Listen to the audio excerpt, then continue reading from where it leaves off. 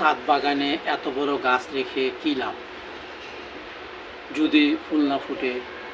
আমরা অনেক সময় গাছের প্রতি মায়ে পড়ে যাই, ফলে গাছ আর কাটছাঁট করি না বা ছোট করি না।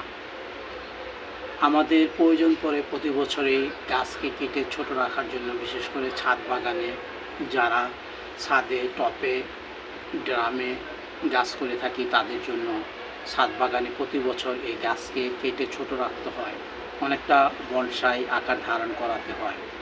কারণ হলো গাছ বড় হলে ঝড়ো বাতাসে পড়ে যায়, টব ভেঙে যায়, গাছ নষ্ট হয় এবং গাছে বিভিন্ন ধরনের পোকামাকড় আক্রমণ করে। আমার এই জবা গাছটা কিন্তু মালিব্যাগ আক্রান্ত করেছে এবং প্রত্যেকটা ডালাতে পিঁপড়া দেখা যাচ্ছে এবং মালিব্যাগের বাসাও দেখা যাচ্ছে। ফেব্রুয়ারি মাসের 4 তারিখ আজকে, কিন্তু এই গাছে প্রুনিং না করার ফলে এই গাছটি কিন্তু মালিব্যাগ আক্রান্ত করেছে। এই গাছটি এত বড় আর রাখার দরকার নাই, এটাকে ছোট করে দিব, এর প্রত্যেকটা ডাল কেটে ফেলে দিব এবং নতুন নতুন যখন ডাল বের হবে, শাখা প্রশাখা বের হবে, তখন কিন্তু ফুলও ফুটবে। যেহেতু ছাদ বাগান ছোট্ট জায়গা, ছোট্ট একটি টব বা পাত্রেতে আমরা গাছ করে থাকি, তাই আমাদের প্রয়োজন পড়ে প্রতি বছরেই এই গাছকে কেটে ছোট রাখা বা বনসাই আকার ধারণ করে দেওয়া।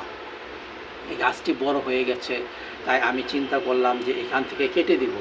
এখান থেকে যদি আমি কেটে ফেলে দেই তাহলে আমার সমস্যা নাই, এখান থেকে আমি কেটে ফেলে দেব।